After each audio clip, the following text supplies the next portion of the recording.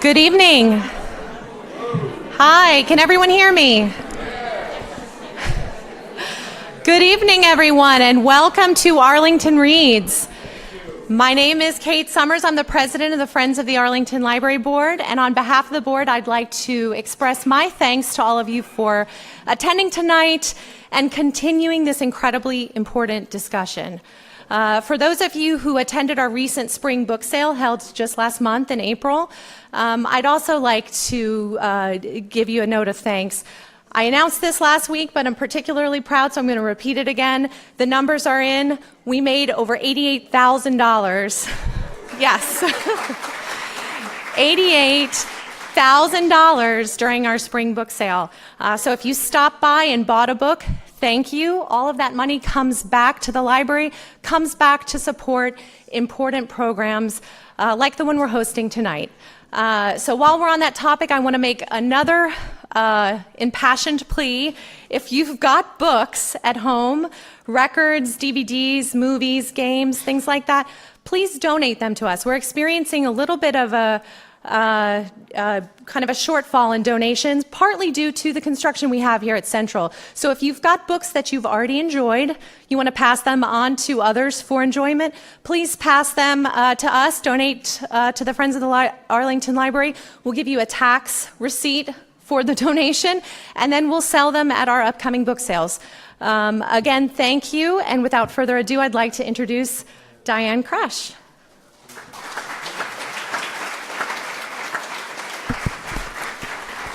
Thank you, and thank you, Kate, for that introduction. I often refer to the book sale as Arlington's longest-running recycling program. So, but it does a tremendous amount of good for the library. Kate's right. Every penny goes back to support programs like these, but also some of our collections. Our collections budget could always use a boost, and the Friends are there to help us. So, thank you. And if you're interested in joining the Friends, they have a booth outside the auditorium. It doesn't cost very much, and it does a whole lot of good, and we appreciate your support. We're also supported tonight by One More Page Books. They've been our partner for the last couple of years of Arlington Reads programs. If you want to pick up a book, they're happy to oblige, because we'll have a book signing at the end of the program. So please take a moment to silence all of your electronic devices. I think I turned mine off. If you hear the theme song to Law and Order, I didn't. Arlington Reads is now in its 13th year of building community through reading and conversation.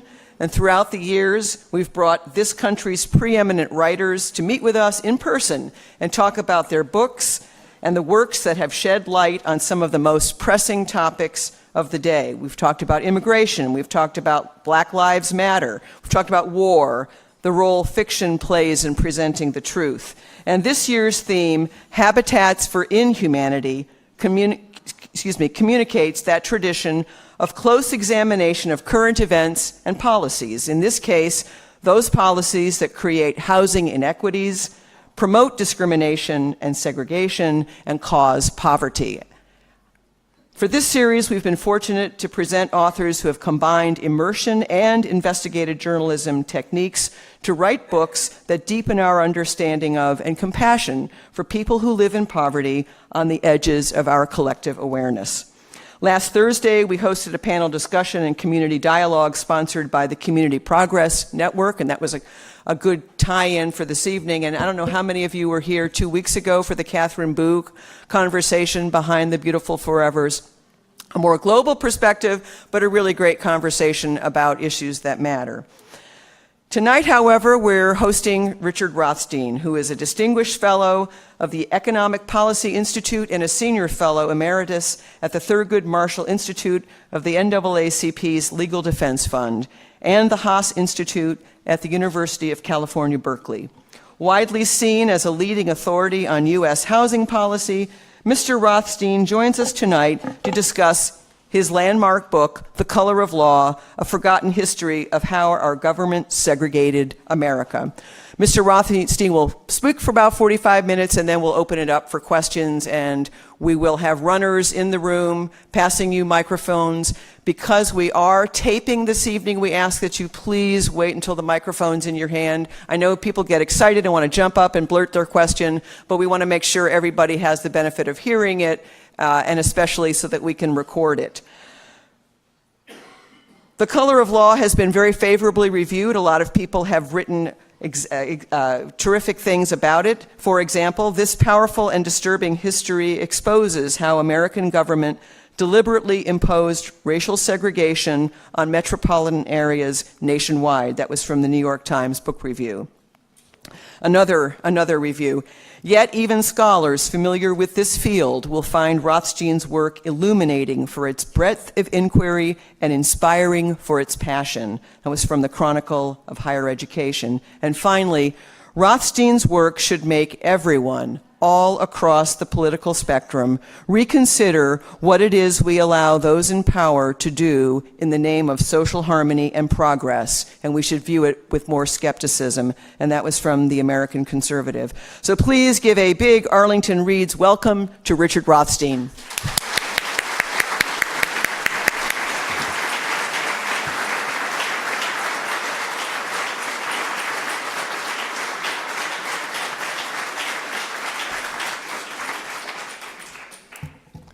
Thank you very much, Diane, and thanks to all of you for coming here this evening to engage in this conversation with me.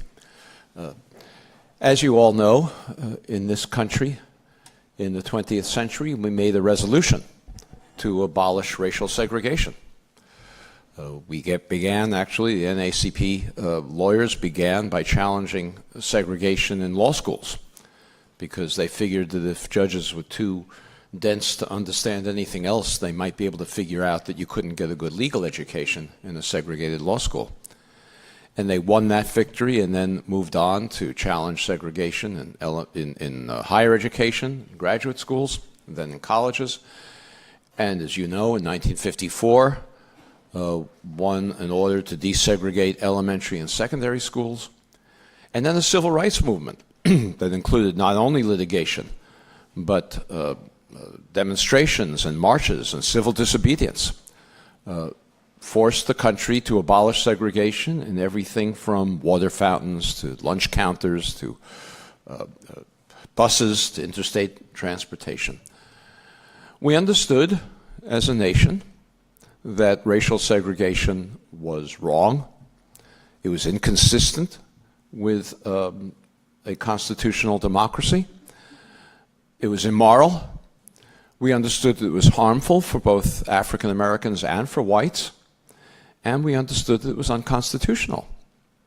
And yet, despite these understandings, we have left untouched the biggest segregation of all, and that is that every residential community in this country, every metropolitan area in this country is residentially segregated. I've lived in many of them. Every one that I've lived in has had clearly defined neighborhoods where whites or mostly whites lived, clearly defined neighborhoods where African Americans or mostly African Americans lived. And all of us accept this as part of the natural environment. We think it's too bad. Nobody's happy about it. But we accept it as an inevitable part of life in this country. Not something that we tried to do anything about and have failed. We've never tried to do anything about it. We accept it. We think it's an inevitable result of impersonal natural forces. Now, it's not difficult, I think, to understand why we've accepted it, despite our understanding that racial segregation is wrong and harmful and immoral and incompatible with a constitutional democracy. It's clearly more difficult to desegregate neighborhoods than it is to desegregate water fountains or buses or lunch counters. If we desegregate water fountains or buses or lunch counters, the next day you can eat at any lunch counter you want or sit anywhere you want on a bus or drink from any water fountain. But if we abolish segregation in neighborhoods, the next day things wouldn't look much different. And so in order to rationalize our refusal, our inability, our reluctance to challenge residential segregation, we've adopted a national myth, a myth that justifies to ourselves our inaction, and that myth we gave a name to, and the name is de facto segregation. We've told ourselves that the segregation of neighborhoods is different from all the other kinds of segregation that we addressed in the 20th century. All those others were created by government, by laws, by ordinances, by public policy, by regulation. This one just sort of happened. It evolved. It happened because, private homeowners wouldn't sell homes to African Americans in white neighborhoods. Or African Americans and whites both like to live with each other of the same race, and so they congregate towards the same neighborhoods. Or private real estate agents or banks in their private capacities discriminated against African Americans and prevented them from buying homes in middle-class neighborhoods. Or maybe it's just that African Americans typically have lower incomes than whites, and so they can't afford to live in neighborhoods of single-family homes, middle-class neighborhoods. All of these individual, personal decisions, uncoordinated, undirected by government, the result of private choices is what's created residential segregation. And if it happened by accident, we tell ourselves it can only unhappen by accident. And the Supreme Court has adopted that view, that rationalization. It actually has adopted the notion of de facto segregation in contrast to what the court calls de jure segregation. And the Supreme Court has told us that if you have de facto segregation, the kind I just described, personal choices, private discrimination, income differences, market forces, if you have that kind of discrimination, not only is there nothing you could do about it, there's nothing you're permitted to do about it. So the Supreme Court has blessed our inaction, made us feel better about the fact that we have left uncompleted the civil rights revolution that we began in the 20th century. Only, the Supreme Court said, if you have government-sponsored segregation, segregation created by government, enforced by government, mandated by government, only then, not only are you permitted to do anything about it, we would then be, if we accepted that view, we would then be required to do something about it. Because if the rights of African Americans in housing has been violated, the civil rights, their civil rights under the 5th and 14th Amendments, we have an obligation to remedy it. Well, I spent most of my time in the last few decades, not on this topic. I spent most of my time studying education policy. And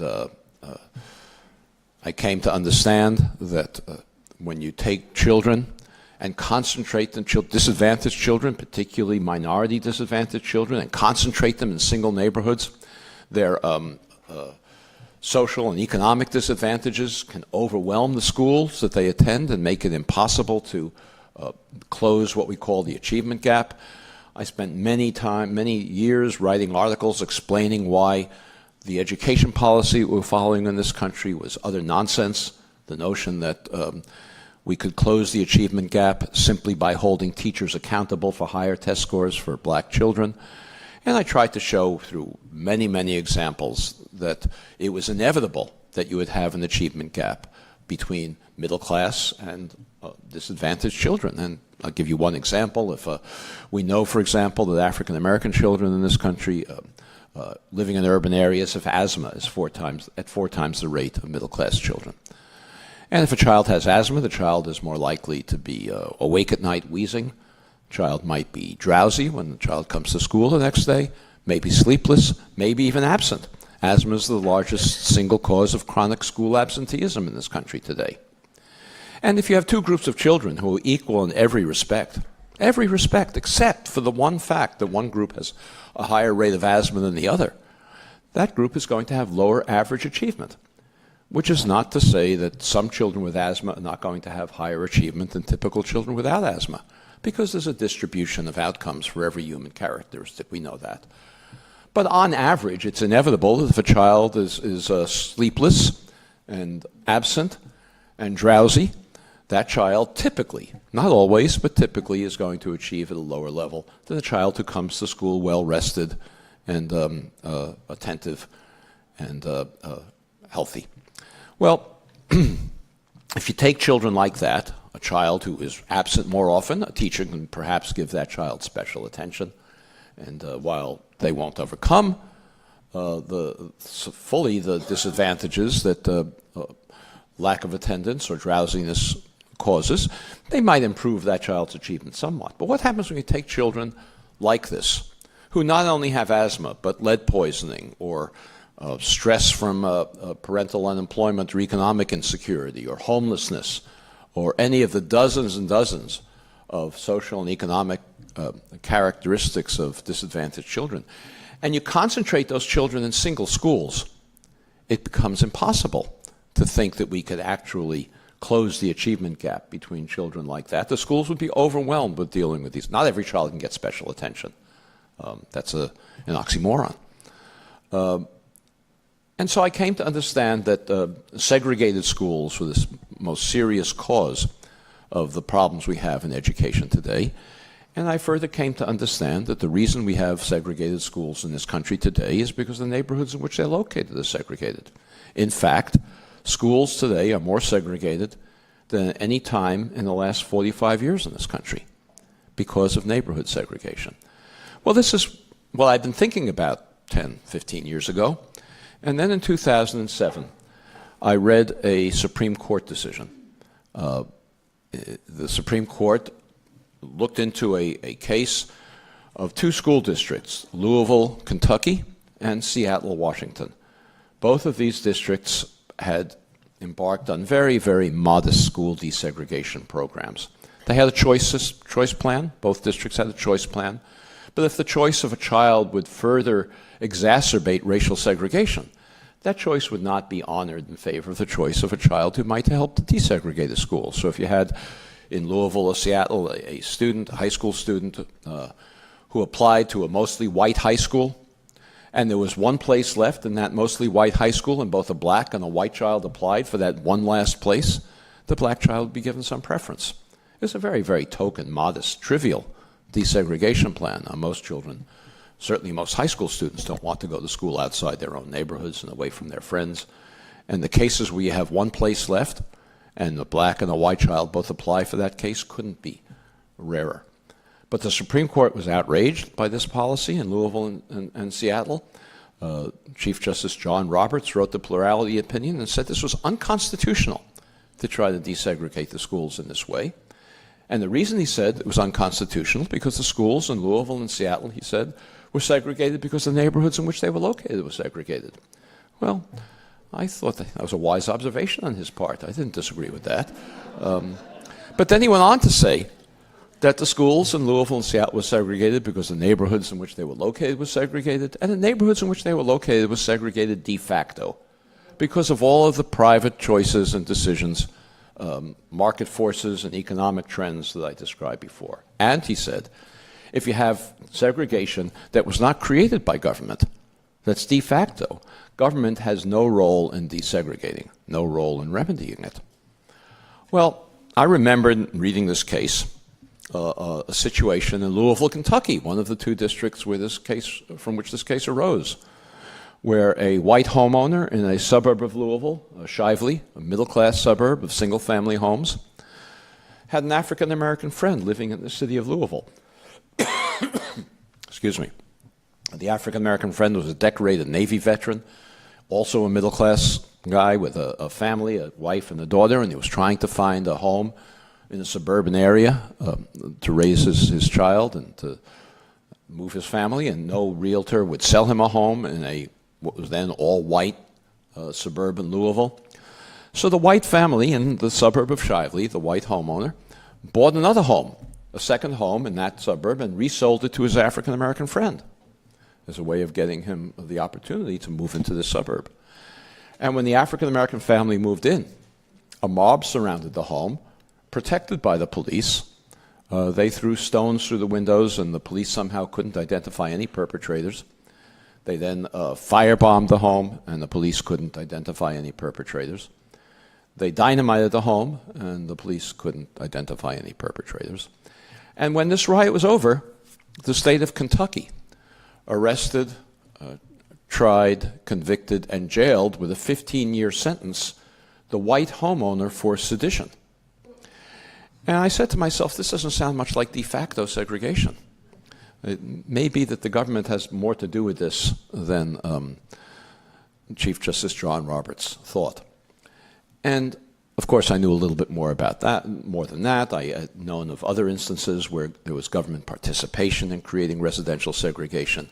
But I began to look in to see whether it was more than just a collection of isolated incidents, but whether government participation in segregation was so systematic, so forceful, so coordinated at different levels of government that we had a de jure system of residential segregation, not a de facto one, and one that we are obligated, if it's true, one we are obligated to remedy.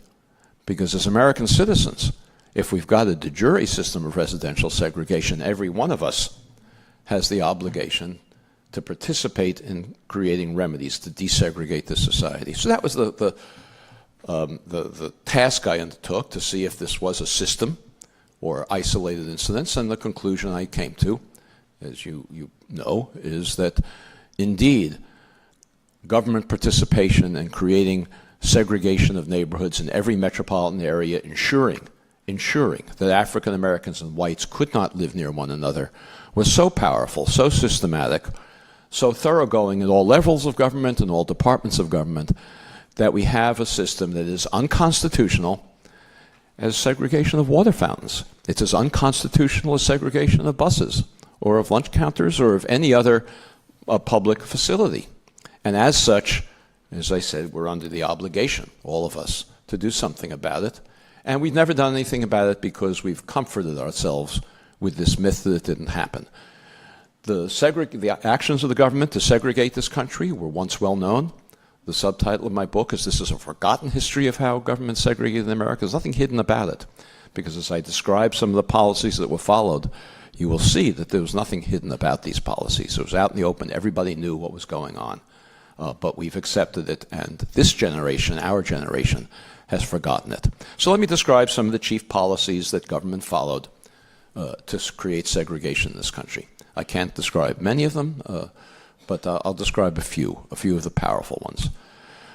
One of the more powerful ones was public housing. Now, I know all of us, not only do we have a myth of de facto segregation, but we have an image of what public housing is. We think public housing is a place where poor people live. Lots of mothers, single mothers with children.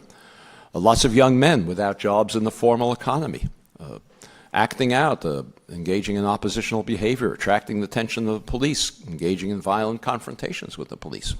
That's our image of public housing. That's not how public housing began in this country. Public housing began in this country as a program for middle-class, working-class families. During the Depression, poor people were not permitted into public housing when public housing was first created. There was a housing shortage, and public housing was created for people who could afford to pay the full rent cost of their rent and housing, and they did in public housing, but for whom there was no housing available. The first public housing in this country was created in the New Deal, beginning with the Public Works Administration, Franklin Roosevelt's Public Works Administration in 1933. And everywhere, the Public Works Administration created segregated housing, separate projects for African Americans and whites, frequently creating segregation in communities that hadn't previously known segregation, that had been integrated. Now that may surprise you, but in the mid and early 20th century, there were many, many urban neighborhoods that were integrated. We would be stunned if we were transported back to the mid to early 20th century to see the extent of urban integration that existed. For the simple reason that most jobs were located in downtown areas. Most factories were located in downtown areas. Workers didn't have, they had to be able to walk to work from nearby neighborhoods, so the neighborhoods were integrated. The other reason that we had integrated neighborhoods everywhere in the country was that the railroads would only hire African Americans as Pullman car porters or as baggage handlers. Every city had a railroad terminal going through the center of the city. They were surrounded by white homes, white working class families, but you had to have some African Americans living there so that they could walk to work, walk to the railroad station.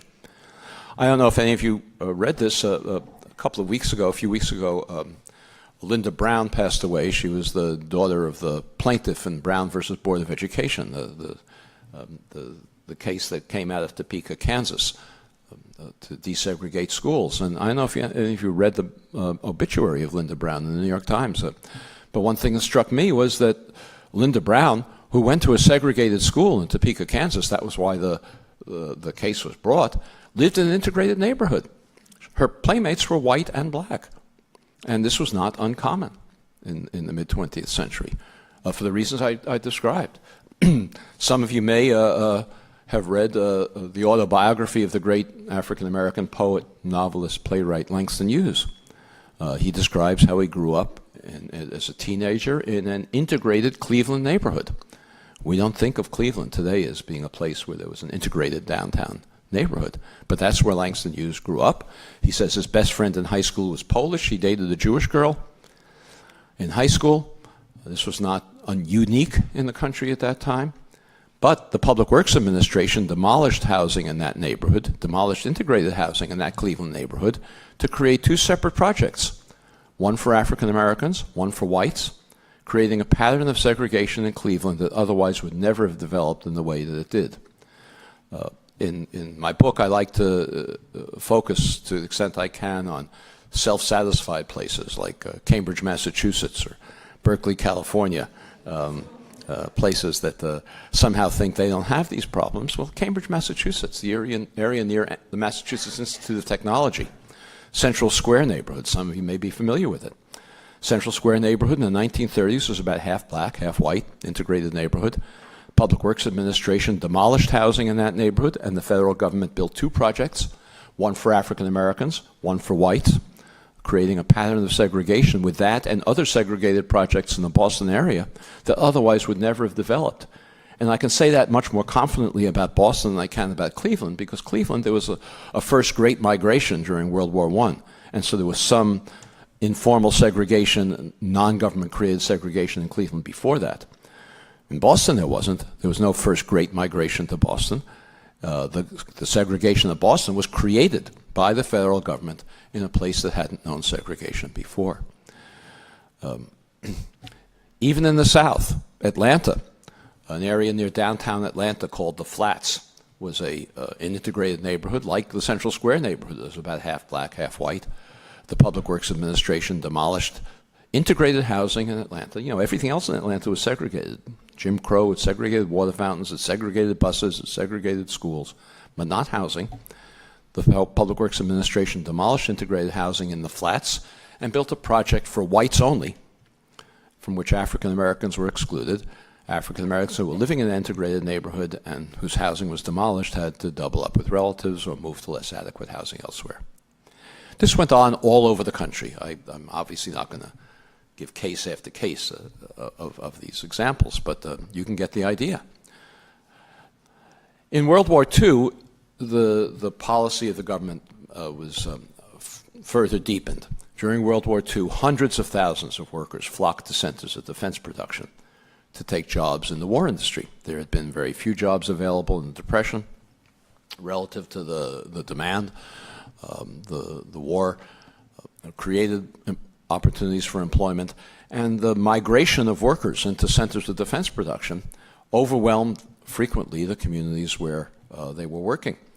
And if the government wanted the ships and the tanks and the airplanes and the jeeps to continue rolling off the assembly lines, it somehow had to find a way to house the workers who were coming to these places. And the example that I focus most on in the book is a suburb of Berkeley called Richmond, California, where there was a deep water port and shipyards were built, the Kaiser shipyards, 5 shipyards. None existed before World War II. By the end of World War II, 100,000 workers were working in the shipyards in Richmond, in a small community, a suburb of Berkeley, like I say.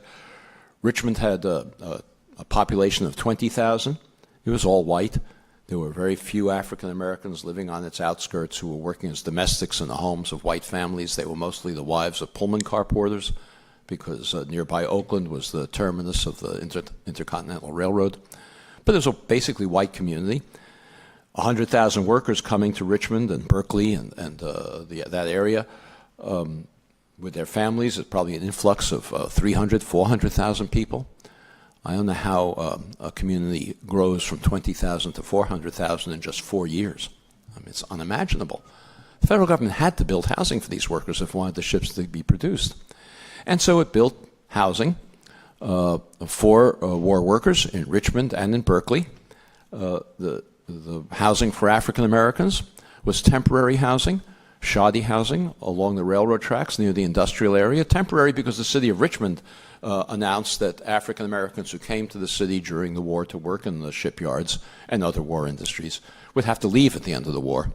But whites who came to the city could stay, and so the housing for white workers, segregated housing for white workers, was built in the existing residential areas east of the industrial area. And this too went on everywhere in the country. The San Francisco Bay Area, Richmond and Berkeley and San Francisco, where there were many of these projects built as well, segregated projects, is like Cambridge, not a place where there was a large African American population before World War II. The big influx of African Americans on the West Coast came during World War II. And so the federal government's actions in creating segregated housing for war workers in World War II set a pattern of segregation that otherwise would never have developed, or certainly wouldn't have developed with the strength that it did. After World War II, and I want to tell you this story, and if there's nothing else you remember from this talk, I want you to remember this story. After World War II, there was an enormous housing shortage still in the country. No housing had been built in the Depression except for the housing for working class families that the Public Works Administration had built and other federal agencies. During World War II, it was prohibited to use civilian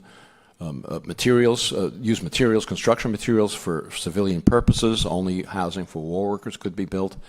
And then after World War II, with this existing housing shortage, millions of returning war veterans came needing housing, living in Quonset huts and open fields, doubling up with relatives. It was an enormous crisis that President Truman had to address. And he did. He proposed a vast expansion of the national housing program, the public housing program of the federal government. And remember, we're not talking about housing for poor people. We're talking about housing for working class families. These were returning war veterans. They had jobs in the post-war boom. They had no housing because there was no housing available, not because they couldn't afford it. And President Truman proposed a vast expansion of the nation's public housing program, and conservatives in Congress wanted to defeat Truman's housing program. They didn't want to defeat it for racial reasons. It was segregated. They didn't object to that. They didn't want to defeat it because they didn't like poor people. It wasn't for poor people. It was for working class families. They wanted to defeat it because they thought that the federal government shouldn't be involved in housing. It was socialistic. The private sector should take care of the needs of returning war veterans, not that the private sector was doing it, and therefore the federal government should get out of the way. And they came up with a device, a legislative device that we call a poison pill strategy to defeat the 1949 Housing Act that Truman had proposed. Under a poison pill strategy, opponents of a bill in Congress attempt to attach a bill that seems innocuous or at least can gain majority support. They try to attach an amendment to the bill. If the amendment passes, it then makes the entire bill unpalatable.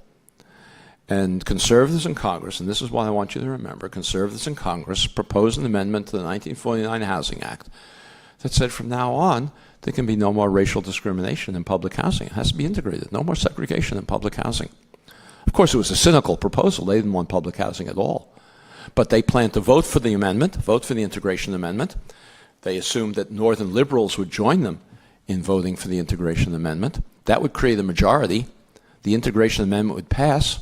And then when the full bill came before Congress, ending segregation in public housing, the conservatives would flip and vote against the final bill. Southern Democrats would join them and vote against it. That would create a new majority, and the bill would go down to defeat. So Northern liberals determined to defeat the integration amendment.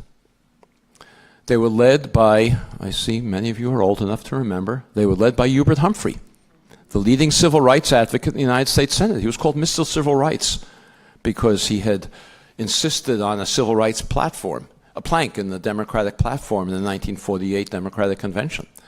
They were joined by Senator Paul Douglas, liberal senator from Illinois, who was the other leading liberal in the Senate at that time, to persuade their colleagues to vote against the integration amendment. Senator Douglas made a speech on the floor. I'm paraphrasing it, but he said, I want to say to my Negro friends that they will get more housing under this segregated program than they will if the integration amendment is passed, because then, of course, there would be no public housing. And they succeeded. They persuaded their colleagues to vote against the integration amendment. The integration amendment was defeated with a combination of Northern liberal and Southern segregationist votes. The full housing bill came up on the floor of the Senate as a continued segregated program. It passed. The federal government used this vote against integration in public housing as its justification for continuing to segregate all federal housing programs, not just public housing, for the next 15 years, bringing us up into the 1960s. Under the 1949 Housing Act, some of the massive public housing projects they were familiar with were built. Robert Taylor Homes in Chicago, or Cabrini Green, some of you may be familiar with that, or Pruitt-Igoe in St. Louis. That name may be familiar to some of you. It was two projects, Pruitt-Igoe, of course. Pruitt was for African Americans, Igoe was for whites. And I want to make clear, this is not de facto segregation. It's not that whites decided that they liked the name Igoe and blacks decided they liked the name Pruitt, and so they decided to apply to separate projects. These were explicitly designated projects, nothing secret about it. That's why I say it was a forgotten history. They were clearly designated. Everybody knew what the projects were. And the projects were built across the country under the 1949 Housing Act on a segregated basis. Very soon after that, in the mid-1950s, a development occurred everywhere in the country, which was systematic, similar, and widespread. And that was that suddenly all the white projects began to develop large numbers of vacancies. All the black projects began to develop long waiting lists. And soon the situation became so untenable, so conspicuous. You couldn't have projects in the same city, some of which were virtually empty, and the other of which had long waiting lists. The federal government and local housing agencies opened up all projects to African Americans. And then at about the same time, we're talking about the mid-1950s, industry left the cities, moved to suburbs. They no longer needed to be located near deep water ports or near railroad terminals. Industry could be located in rural areas where they could have single-story assembly lines or continuous assembly lines where they could get their parts delivered and ship their final products by truck. Fewer and fewer jobs became available to the now increasingly and soon almost all African American population in the public housing. The population could no longer afford to pay the full cost of its rent, of the housing and its rent, so the government had to begin subsidizing public housing. Once the government began subsidizing public housing, and that was all for African Americans, from whom jobs had disappeared, the maintenance declined in the projects. Prior to this, maintenance workers lived in the projects. They were paid good salaries and lived in the projects and maintained their own projects. But maintenance declined, upkeep declined.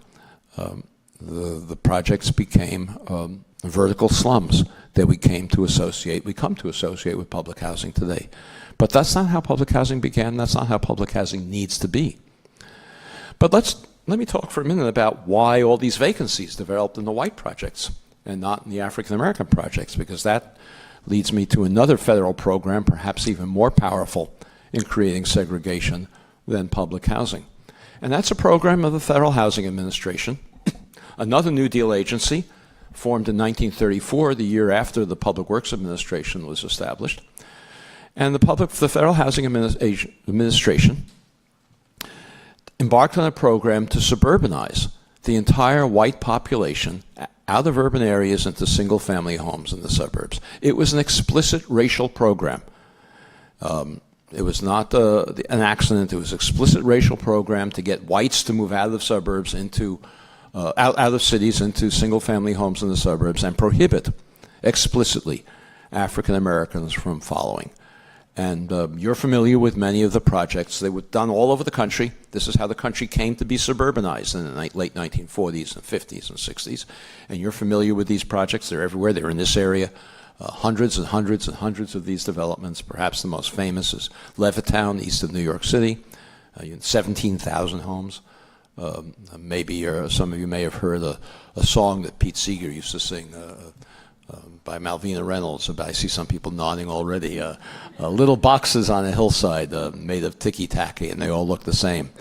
That was another Federal Housing Administration project for whites only, built south of San Francisco. The symbol of suburbanization in the 1950s in this country and 60s became the city of Los Angeles, and the giant subdivisions that ring Los Angeles, places like Lakewood, or I don't know if you're from Los Angeles, but Lakewood or Panorama City or Westchester, these were all FHA finance projects for whites only. Developers, someone like Levitt in Levittown, or Henry Dolger, who built the little boxes on the hillside, or any of these other developers, could never have assembled the capital on their own to build 17,000 homes for which they had no buyers. A bank would be crazy to lend somebody the money to build 17,000 homes on speculation. The only way that Levitt or Dolger or any of the other developers could build these developments was by going to the Federal Housing Administration, submitting their plans for the development, the materials they're going to use, the architectural design, the setback from the streets, the layout of the streets, and an explicit commitment never to sell a home to an African American.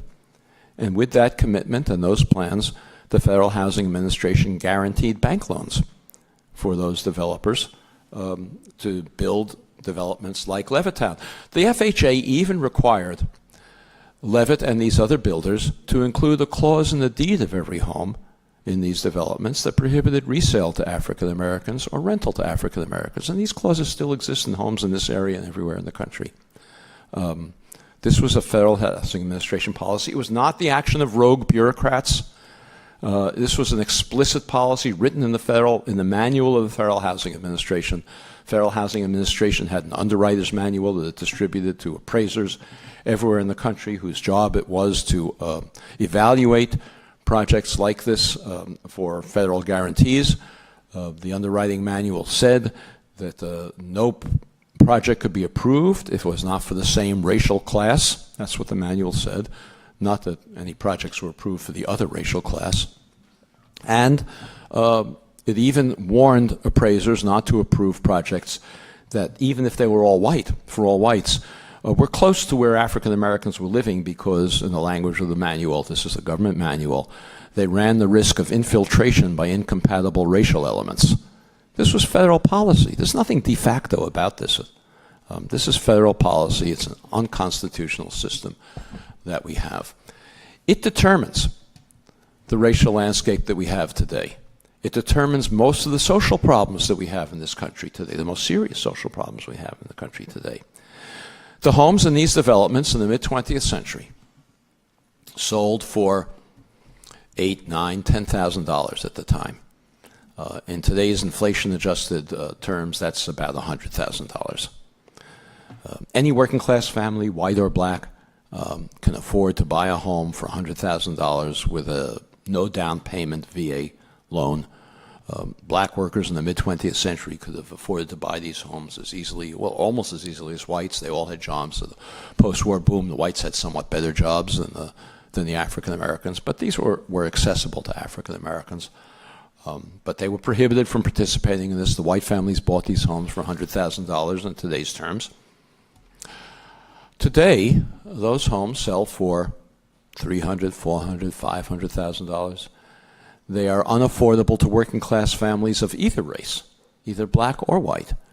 The white families who bought those homes gained, over the next couple of generations, equity from the appreciation and value of those homes. $200,000, $300,000, $400,000 in equity.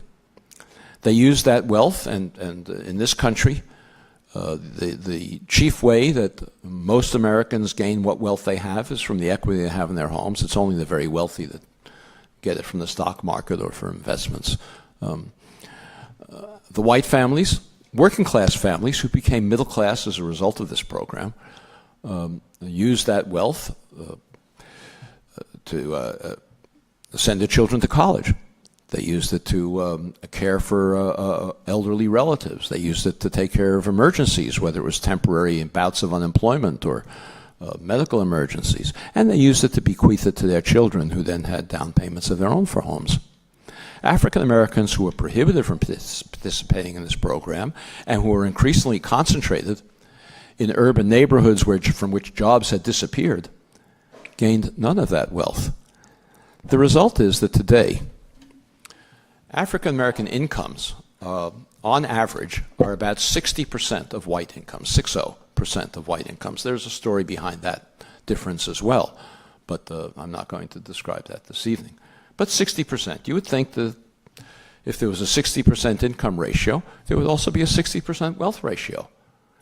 But in fact, while there's a 60% income ratio between black and white incomes on average, the wealth ratio is 10%. African American wealth is 10% on average of white wealth. And that enormous disparity between a 60% income ratio and a 10% wealth ratio is entirely attributable to unconstitutional federal housing policy that was practiced in the mid-20th century, and that has never been remedied. We passed the Fair Housing Act in 1968. We didn't add any enforcement provisions until 1988, but we did pass a bill that said, in effect, okay, African Americans, you now can move into Levittown or into the little boxes in Daly City or any of these other developments. But they're unaffordable today to most working class families. Levittown, for example, now has a 2% African American population as a result of the non-discrimination provisions of the Fair Housing Act in an area that's roughly 15 to 20% African American, which is what you would expect the percentage of Levittown to be if we'd ever remedied this unconstitutional system. The segregation that we created by concentrating African Americans in urban areas without jobs, by subsidizing the movement of white families into suburbs that ringed the cities, is the underlying cause of so many of the social problems that we have in this country today, and that we ignore because we try to deal with symptoms rather than the underlying cause, which is the segregation of our metropolitan areas. It's the cause, as I began by talking about, it's the cause of the achievement gap in schools. You cannot close the achievement gap with segregated schools. It's the cause of the enormous health disparities between life expectancy differences between African Americans and whites in this country. It's the cause of the lack of mobility of African Americans who remain poor multi-generational, while white poor tend to be episodic. White poverty tends to be episodic and confined to a single generation. And it's the cause of something that I've only come recently to appreciate, and I think probably you may as well, and that's it's the cause of the enormous racial polarization in politics in this country. The fact that we are living so separately and in such different social and economic circumstances. Well, these problems are only going to get worse if we don't aggressively confront residential segregation. There are many, many policies we could follow to desegregate this country. It's harder than desegregating lunch counters or buses or water fountains, but it's not impossible. The policies are easy to think about. I can describe a few of them to you. I won't take too much more of your time, but I do describe them in the book. But for example, we have two programs that subsidize the rents of low-income families. One is called, you probably heard this term, the Section 8 voucher program, or technically the Housing Choice Voucher Program. The other is a subsidy we give to builders of low-income housing developments, the low-income housing tax credit. Both of those programs, Section 8 and the low-income housing tax credit, reinforce segregation today because they are both used to direct African Americans into already segregated neighborhoods. We have a subsidy for middle-class homeowners. It's much, much more expensive than these two programs for low-income families. It's the mortgage interest deduction, and that is a subsidy to maintain segregated neighborhoods, segregated communities that ring all of our cities. These could easily be adjusted to advance the cause of integration. We could, for example, in the case of the low-income housing tax credit, place a priority on granting these tax credits to developers who would build in high-opportunity neighborhoods. We don't do that now. We could use the mortgage interest deduction as a lever to persuade suburbs to take steps to desegregate. We could, for example, take the mortgage interest deductions of families in communities that refuse to take steps to desegregate and place them in escrow until the suburbs did take those steps.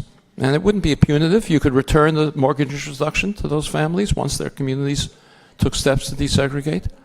So, you're laughing, but, this is serious business. Unless we're willing to contemplate these kinds of solutions, we're not going to address the most serious problem this country faces. And let me say that the first step obviously has to be, and I'll conclude with this, the first step has to be the education of Americans about the forgotten history. Because unless we understand that we have a constitutional obligation, laughable though you may think these solutions are, we have a constitutional obligation to undertake them. We're not going to begin to build the other kinds of political mobilizations and civil rights activities that are necessary to address it. In the course of writing this book, I caused myself to look at all of the textbooks that are most commonly used in American history classes all across the country. And I can tell you, to summarize, they all lie about it. They lie about this history. The most commonly used American history textbook, at least when I looked at these 3 or 4 years ago, when I was doing this research, is something called The Americans. It's 1,200 pages of American history. Within those 1,200 pages, there's one paragraph with the subhead, Discrimination in the North. Not segregation, but discrimination in the North. Within that paragraph, there's one sentence about housing, and it reads something like something along the following lines: in the North, African Americans found themselves forced in segregated neighborhoods. That's it. They woke up one day, they looked out the window, they said, "Hey, we're in the segregation." That's how it happened. That's what we're teaching our young people. And if our young people don't learn this history any better than we've learned it, they're going to be in as poor a position to remedy it as we've been. So the thing I want to conclude with is to tell you that this is something that all of you can immediately do something about. It may be hard to figure out how you can take action to put mortgage interest deductions in escrow, but it's not hard to figure out how you can get involved in your local schools and make sure that they're teaching this history accurately, so that, as I say, the next generation will have a better chance of remedying it than we have. So I'm glad to take your questions and hear your discussion, and I appreciate your attention. Thank you very much.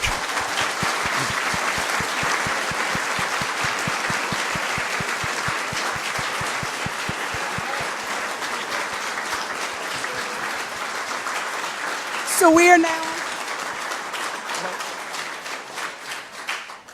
we're going to open up the floor for questions. I just want to say briefly that we want to try to keep the questions brief. We're going to have 2 microphones going on both sides. We're going to get to you as quickly as we possibly can. Please wait until the microphone has been passed to you before you start to ask your question.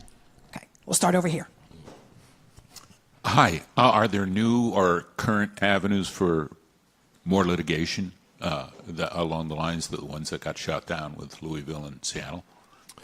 No, I don't think that this can be solved with litigation. It can only be solved by developing a new civil rights movement based on an understanding of our constitutional obligations that's going to enact the kind of remedies that I talked about. Now, if we enact those kinds of remedies, someone will challenge them and it will get to court. So I'm not suggesting that lawyers are not going to have jobs in this fight. They will. If we, for example, and I just give this one example, of using the mortgage interest deduction as a lever to force communities to desegregate, someone will challenge it, and it will come to court, and the court will have to review it. And if it understood this history, and if this history was better understood than it is today, the court would have to uphold such a policy. So that's how it will get into court. It won't come about because somebody, an African American, will sue and say that if only my grandfather had been permitted to buy a home in such and such suburb, I would be wealthier than I am today. That's not how it can happen. I saw a hand. Michelle, did you see a hand on your side before I come up here? A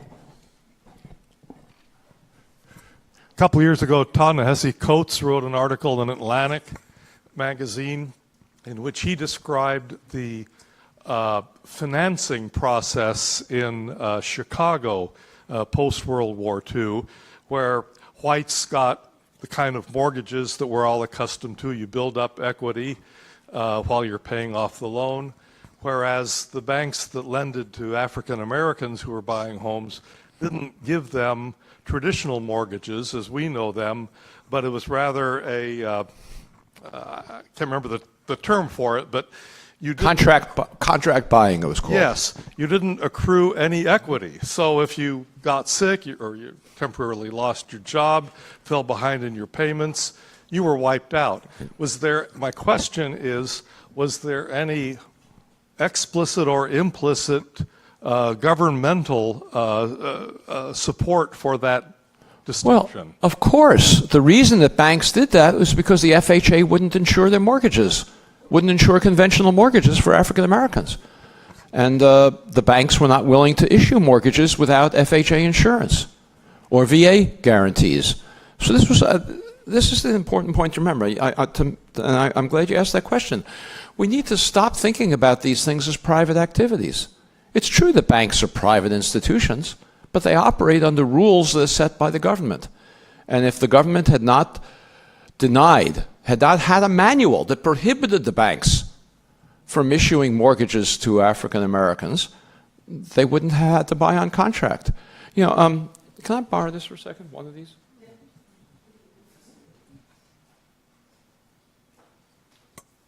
You've all heard the term redlining. That's what you're referring to. Redlining is the practice, we think, of banks refusing to make loans to African Americans in black neighborhoods, in predominantly black neighborhoods. The cover of my book is a redlined map of Newark, New Jersey. This is a map of Newark, of the Newark area. The area where African Americans were living is colored red, indicating that banks cannot expect the FHA to guarantee a mortgage or to insure a mortgage in that area. Well, these maps were drawn by the federal government. The banks didn't come up with this.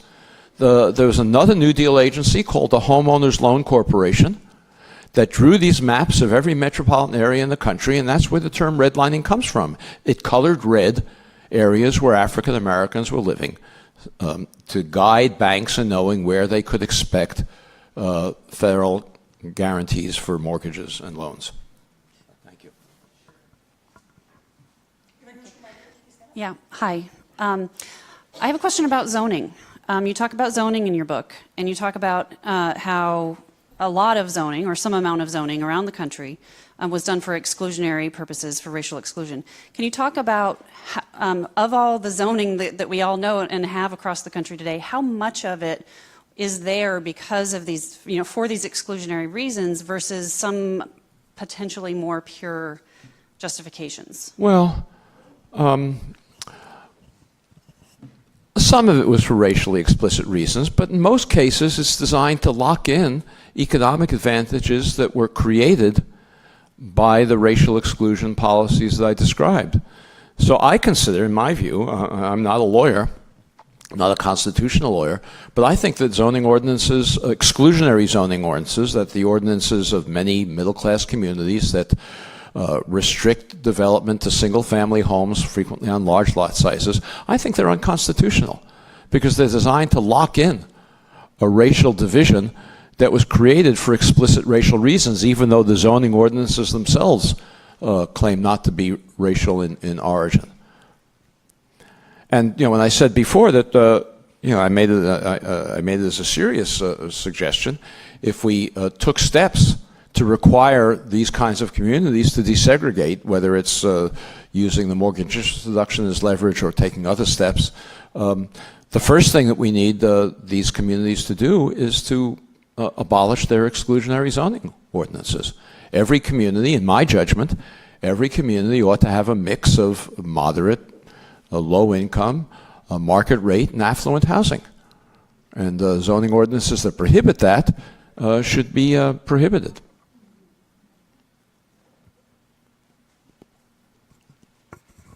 Thank you. Our community in December of 2016, a local high school student called attention to a school redistricting issue. There was attributed the patterns in ethnicity primarily to our housing patterns, and then asked the county board to address housing patterns.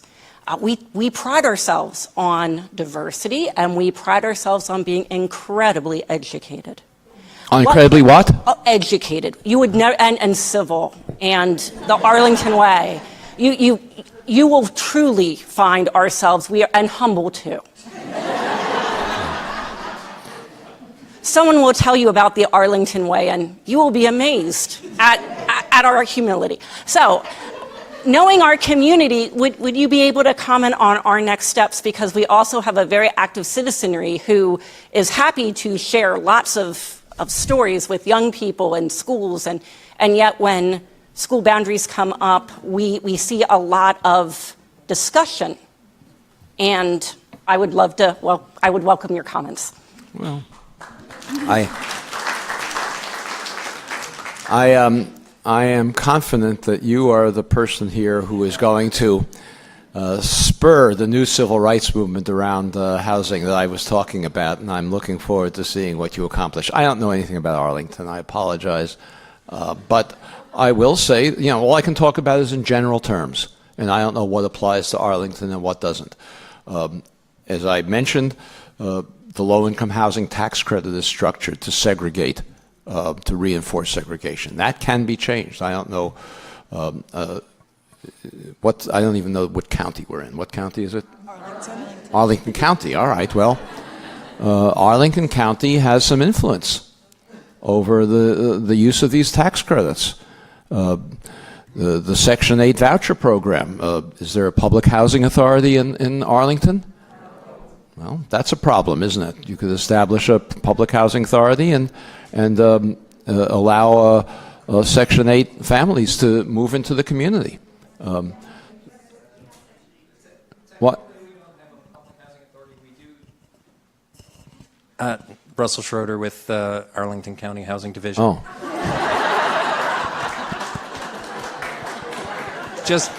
Just to set the record straight, for the purposes of for HUD and the Section 8 program, we do have a housing authority which is designated as our Department of Human Assistance, and so we do have about 1,200 Section 8 vouchers in the county. Okay, thank you. Yeah, I'm not going to answer any more questions about Arlington. So in case you haven't That's noticed, your job. Trying to go from side to side, and we're doing our best to try to get to your questions. We have more time for questions, so we're going to try to get to you. The next question is right up here in the front. Hi, good evening. Quick question about, you mentioned policies to encourage integration, and one of them was like the tax credit subsidy. But even still, things creep in like the poor door. Have you heard of that? The what? The poor door, No. which was developers get tax credits for building in, urban areas, and they have to have like a certain percentage for low-income individuals, but then the low-income individuals have separate entrances, and they call them poor doors. So even still, is it preventable? Of course, you can prohibit the use of tax credits for that kind of development. That would be a policy that you could pursue, and you could ensure that those developments were not placed in already low-income neighborhoods, which is the biggest problem that we have with that program. Yeah, you could prohibit that. My question actually relates to the FHA during the 20th century. And in your research, was the FHA largely acting as kind of a rogue agency in the way we saw the FBI during that same time period? Or was it responding more so to political pressures coming from the Hill? Well, It certainly wasn't a rogue agency, as you could tell from my descriptions of all the public housing agencies. This was a consistent pattern across the federal government. But with respect to whether it was responding to political pressures, I don't know how to answer this without sounding preachy, so I'll take the risk. No, seriously. Our Constitution requires government agencies to resist political pressures. That's why we have a Bill of Rights. So the fact, I'm not denying, I would never deny that there's private prejudice in this country, that there's white supremacist views in this country. I wouldn't deny that some of the policies that the federal agencies were following that I described were popular in the white population. But that doesn't make them any less unconstitutional. You know, schools in the South before 1954 were popularly segregated by white, majorities. Water fountains were supported, segregation was supported by white majorities. That doesn't have anything to do with whether the policies of the government agencies that segregated these institutions violated civil rights. They did. And we have an obligation, as I said, to remedy these violations, whether or not they were supported by popular majorities when they were enacted. Now, having said that, one of the most tragic things to me about this story is how easily it could have been prevented, how easily we could have had another history. I described Langston Hughes' neighborhood in Cleveland, where the Public Works Administration, it's an integrated neighborhood, the Public Works Administration built 2 projects, one for blacks, one for whites. Certainly the case that there may have been many white families who didn't want to live in a building with African Americans. They were living in the same neighborhood with them, but they might not have wanted to live in the building with African Americans. Well, we had an enormous housing shortage in this country. That's why the program was being enacted. For every white family who didn't want to live in an integrated project, there were 10 willing to take its place. The same thing is true of the suburbanization I talked about. If the federal government had required Levitt or any of these other builders to sell homes on a non-discriminatory basis, we would have integrated suburbs all across this country. And some white families might have not wanted to live in them, but there would have been 10 who wanted to take its place for every one who refused because of the housing shortage that existed. So you're absolutely right. There were popular majorities, sometimes even violent mobs, like the one that I described in Louisville. But when the police protected that mob, instead of protecting the African-American family who was moving in, they were violating the Constitution. And so we have an obligation to remedy that. And the same thing is true of all these other policies that may have had popular support and did, in fact, have popular support. We've got a question right here. The microphone's here. I moved here about 12 years ago from a small town you probably never heard, New York City. And I was shocked. It was like a cultural shock to me when I moved here to Arlington. I own a condominium in Pentagon City. And I have been having a difficult time with the board. The board is exclusively white, has been white since it converted from a rental to a condominium in 1979. Arlington is very much, and I hate to say it's a beautiful county, but it is not inclusive of welcoming based on the color of your skin.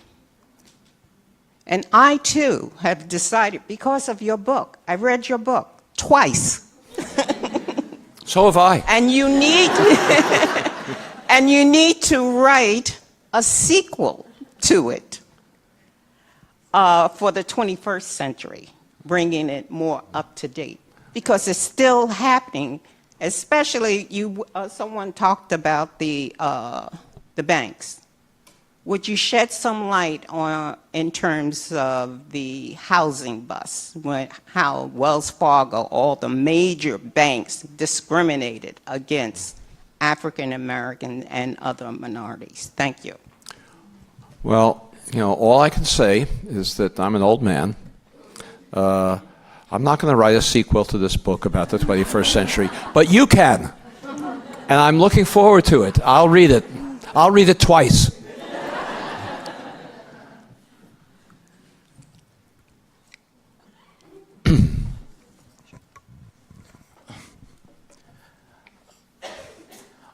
I understand that one of your persuasion is to make a difference between de facto and de jure segregation.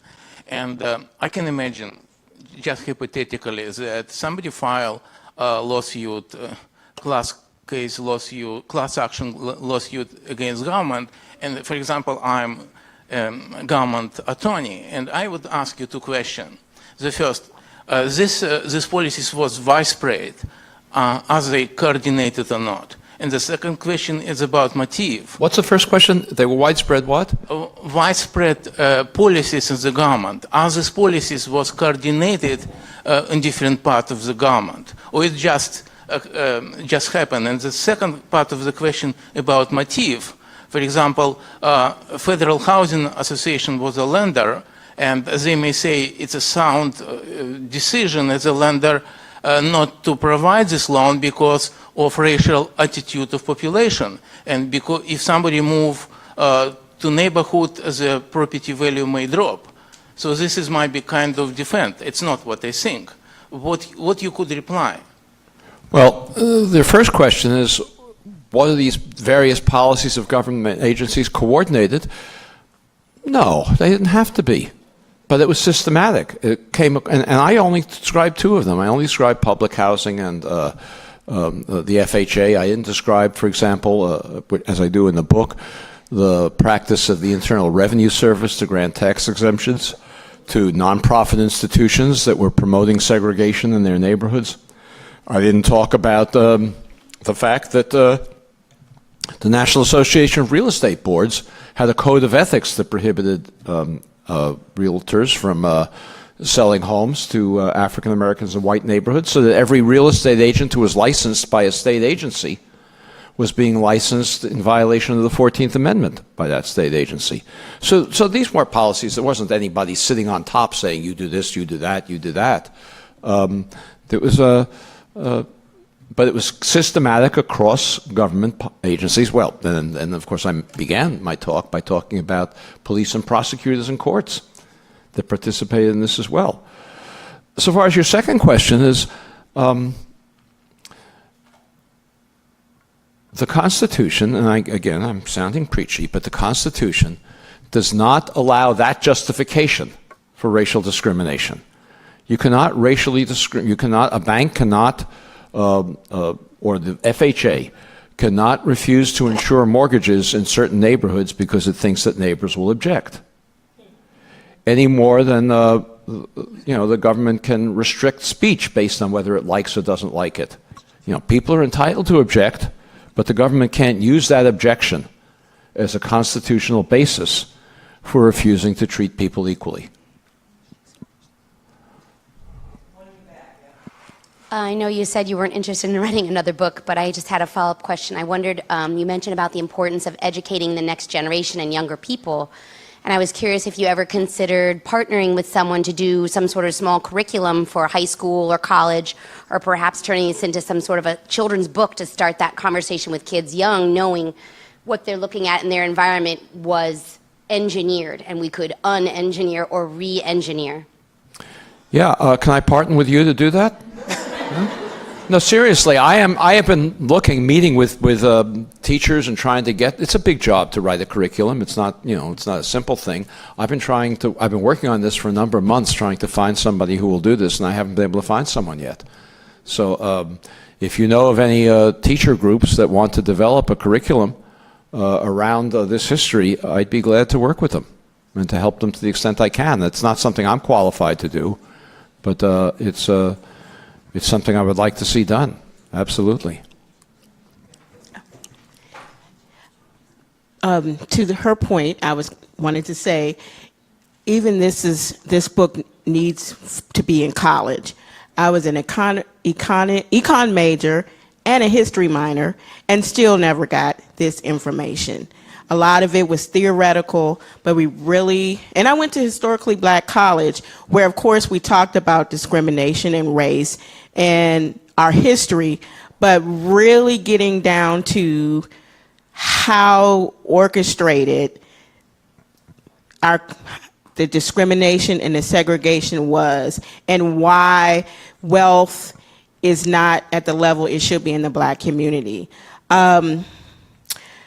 As you were speaking and as I was reading the book and discussing it with other people, I want to talk about the shame that comes with being in the ghetto or being categorized as ghetto, and how just the information that you're giving us is enlightening, and that a lot of times you're held responsible for being in the ghetto or not having a home. And really, it came from years and years of it being orchestrated. And I think it's very important that this information gets out to people and to African Americans that much of where you are, even though, yes, you make individual choices, having the knowledge to be able to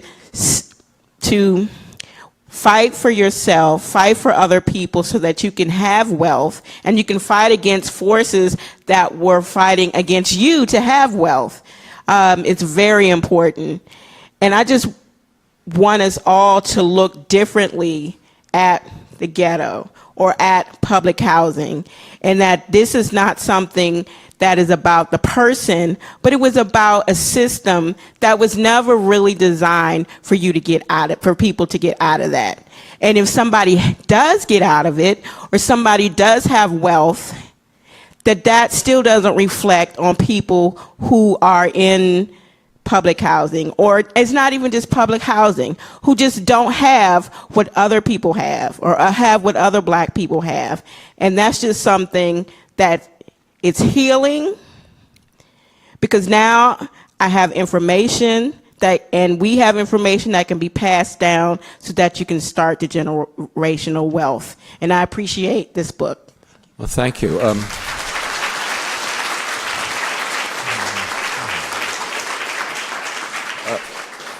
You make a very important point, and it's something I should have said before. It's not just that private prejudices influence government action. Government action creates private prejudices. It's a two-way street. And when I said before about so many of the social problems in this country, and I ended by talking about the political polarization that we have in this country, is undergirded by this racial segregation that we've created. That's an example of it. So. The paperback edition, which is this bookstore is selling here, of the book just came out a couple of days ago. And in the paperback edition, I added a discussion guide for reading groups. And I want to read you one of the questions in that discussion guide. I'm just reading it to you. After reading The Color of Law, a young African-American high school graduate sent an email note to the author, it's me, from which this is an excerpt. As I was growing up, I looked at the racial segregation and accepted as how it has always been and will be. I equated white neighborhoods with affluence and Black neighborhoods with poverty. I didn't think about the major role the government had in hindering the equity accumulation of African Americans. I think I ingrained this inferiority complex, and that is why I did not excel in school as much as I could have. Thank you. Yeah. Good evening, thanks. I wanted to ask a question about disparate impact. We have a lot of nonprofit groups here, and they get loans from local government to build committed affordable housing for households earning 60% or less of the area median income. We've got a lot of people in Arlington who could fall into that area, into that opportunity, but I understand that we can't limit it to Arlingtonians who maybe work for the local government, work for the schools, work for the hospital, because our neighboring jurisdiction, Alexandria, has many more African Americans. And so therefore, we cannot limit it just to Arlingtonians, and that this was a Supreme Court decision, or maybe it was the state of Texas, I don't know, called disparate impact. So why can't we take care of our own first? They have to fit the income level. Well, there are two separate things you're talking about, and the disparate impact case that came out of Texas has nothing to do with the policy that you're talking about. What the disparate impact case that came out of Texas said was that if a jurisdiction places almost all of its low-income housing tax credit developments in already low-income segregated neighborhoods, it could violate the Fair Housing Act.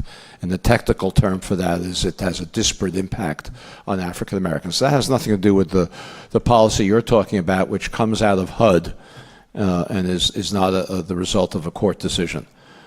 Frankly, I don't know what I think about it. I don't know everything. I don't know what I think about it. I can see arguments on both sides for the problem you're describing.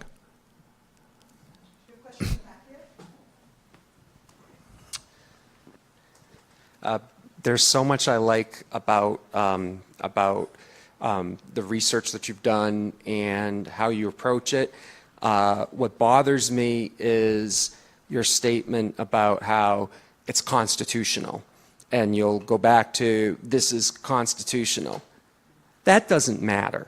What matters is the public going to be supportive of the efforts to address these constitutional issues. You have to be able to convince the public that it matters that there are long-standing racial disparities that lead to economic differences, that there are long-standing lack of educational opportunities related to systemic discrimination. And I'll just say that if we go at this on a racial dimension to eradicate racial injustice, I think we lose. And I would say that based on some of my experience in criminal justice work. I've seen experiments done where if people think that it's black people who are being imprisoned, they are more supportive of tough on crime policies. They only become supportive of smarter on crime and redirecting on drug policy if they think that it's more whites who are being affected. The same, and I'll say that when I've talked to public defenders about how to make a political impact, they say if we push on race, it's a loser. We have to focus on liberty because everybody is affected by liberty. Everybody has a stake in liberty. In this case, everybody has a stake in economic fairness. And I think if you go based on the ideal, which I wish we would be getting to as a society, but we're not. And so I think you have to find the dimension that everybody can buy into. Well, I respectfully disagree with you. I don't think that we can solve the problems of this country if we ignore race. Well, yes, you are saying that. No, we cannot sugarcoat this issue by claiming it's an economic issue and not a racial issue. It is a racial issue, and African Americans are affected by it in a way that whites are not. There are white poor people in this country. There are whites who are imprisoned in this country. White poor people are dispersed throughout the white population. They're not concentrated in ghetto areas of white poverty. There are a few pockets of Appalachian migrants in a few places, but basically white population, the white poverty is episodic and dispersed. African American poverty is not. And so we cannot pretend that this is just an economic issue, an issue of economic inequality and not race. We need to confront it.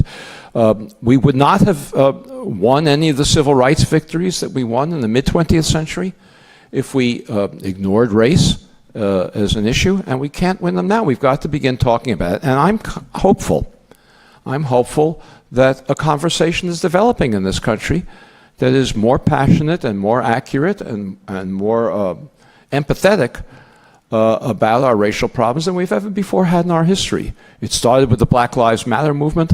We have statues being removed across the country that commemorate slavery and the defenders of slavery. If you don't read my book, you should read the speech that Mayor Mitch Landrieu of New Orleans gave when he removed the statue of Robert E. Lee. It's online. The New York Times published the full transcript of it. It was inconceivable 5 years ago that a white elected Southern politician would make a speech like that about the legacies of slavery and its effect on our country today, our failure to fully emancipate enslaved people. So I'm not minimizing the other side. The last election empowered white supremacist sentiment in many parts of the country. It empowered neo-Nazi sentiment in many parts of the country. But we also have this conversation about race, which I think is more passionate, accurate, and ongoing than we've had before. In the late 1990s, President Clinton, you may recall this, started a national conversation on race. And after he talked to himself for about a week, the conversation was over. Well, that's not happening now. This is my book, I'm not claiming, anything special about the book, but it's had an enormous audience. And I wouldn't be here today if this was the late 1990s and I was trying to participate in President Clinton's national conversation on race. I'm here today because there's an enormous attention to it. So far as constitutional issues, I do believe that one of the reasons we haven't addressed this issue, it's not the only reason, but one of the reasons we have not addressed the issue of residential segregation, which underlies all these other problems, is because we've adopted a myth. And we think that because it happened by accident, it's not our responsibility to do anything about it. We think it's too bad. I'm not suggesting we like residential segregation. We think it's too bad. But we don't think we have responsibility for it. Our government, for which we're responsible, we don't think it has responsibility for it. And that is a constitutional argument. Because if we created it through our government, then we have an obligation to undo it. If we had nothing to do with it, it was those prejudiced people in the past who did it, then we don't have responsibility to undo it. So I think, I'm not suggesting the constitutional argument is all we need, that if people only learn this history, they'll suddenly be mobilized to do something about it. That's obviously silly. But the first step has to be to understand our obligation. Just 1 second, please.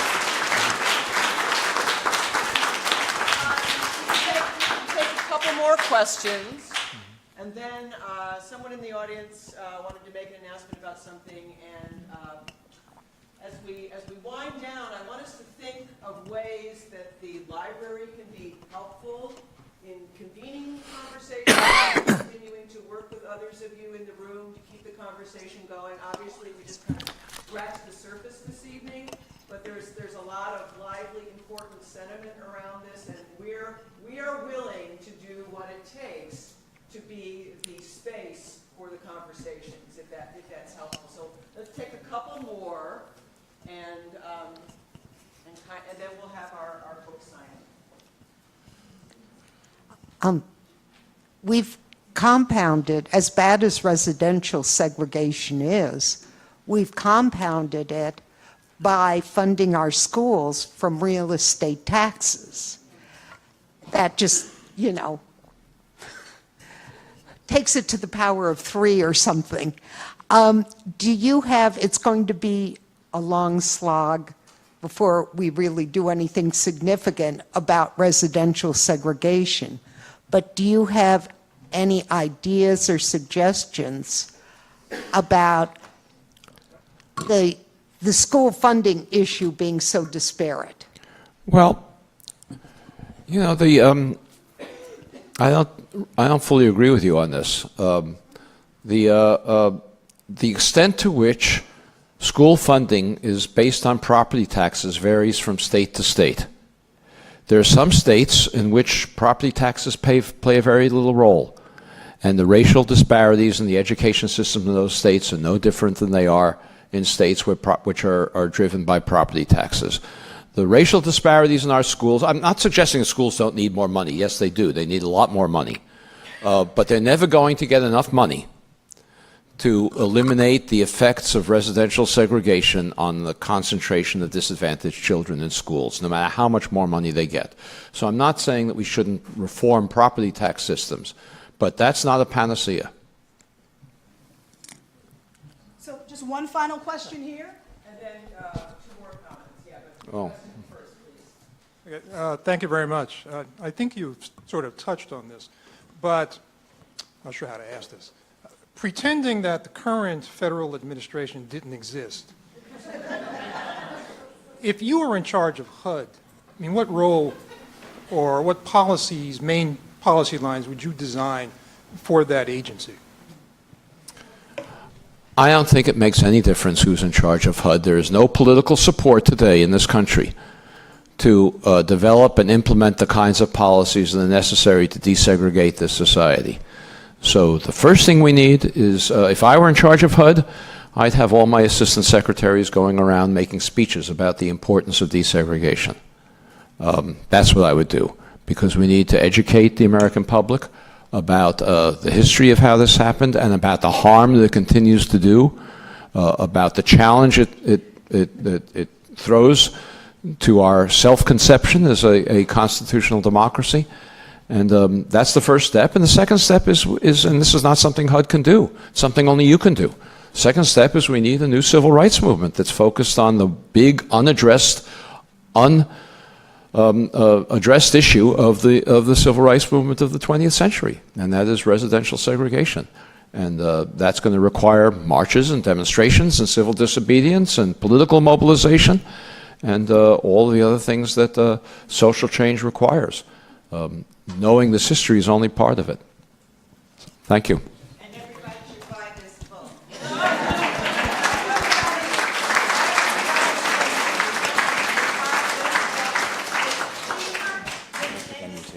Yes. All right. Okay, just two more quick comments. Comment from David here. Yeah, my name is David Christelle. I'm the housing director here in Arlington County. And I think the, as the author said, there are things that the federal government's done in the past. But as a planner, I'm interested in sort of today and what happens in the future. And so somebody talked about the Arlington Way a little bit ago. Well, part of the Arlington Way is your all's input in local decision-making that happens. And that's in land use patterns and land use decisions that go before the commissions, the Planning Commission, the Housing Commission, tenant landlord, transportation, and so on. There's a lot of ways that folks can get involved in these decisions that affect, you know, where housing is and what type of housing is. And so I think it's really important that if you think this is an issue, that certainly all the commissions and the county board is really a place to let your voices heard. There's nonprofits here. Michelle Winters is with the Alliance for Housing Solutions. That's an advocacy group that's trying to educate folks around housing issues. So it's really important to get involved, because I think this is where, again, we can look at the federal government, but I think a lot of what we want to do is, you know, what do we have control over? And here in Arlington, we have control over land use, schools, all these things that we pay our taxes for, that we can give input to. There's a lot of ways to do that, and so we encourage you to participate with us. Thank you. And hi, thank you, David. My name is Michelle Winters. I'm the executive director of the Alliance for Housing Solutions, which is a local nonprofit that works on all of these issues from a policy and advocacy perspective, sort of outside of the government, working very closely with them, but pushing them and encouraging them to do things that need to be done. One of the things that we do is we run a campaign called Arlington for Everyone. You may have seen some of the signs and buttons around. I'm not wearing mine tonight, but I should be. And that campaign is meant to draw the connection for people in Arlington about the connection between our housing policies and our diversity and the maintenance and growth of our diversity over time. One of the things that we are doing in the next couple weeks is actually June 18th. I wish I had my flyers printed out, but I'll just show you my beautiful flyer. June 18th, we're having a forum called Confronting Diversity, Housing Policies for a Truly Inclusive Community, that is inspired in part by this book that we're talking about tonight. We'll be talking in much more depth about some of the realities of how this all played out here in Arlington and our surrounding communities and what we can do about it. So if you were interested in getting down to some of the Arlington-specific questions and some of the solution conversations, then we'd love to have you at our event. You can come visit me afterwards. I'll take your email or exchange cards, and we'll get the information to you. Our website is allianceforhousingsolutions.org. You can go there. I forgot to mention the biggest news about this is that Senator Tim Kaine is going to be our keynote speaker. So June 18th, we hope to see you. Okay, so it's at the Clarendon Ballroom.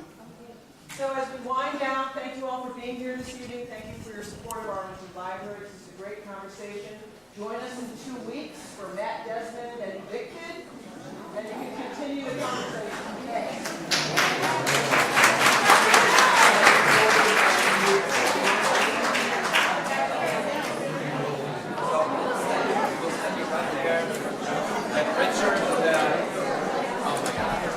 It might be too late. It might be too late. Well, it's too late. It just didn't happen. We're going to ask that you line this way so that you're not blocking the door. So if you could turn the line in a little bit. Yes, please. You can purchase books here. How much are the books? 19. Books are $19.03 with tax. Going to turn the line in just a little bit so we're not blocking the door, please. Thank you.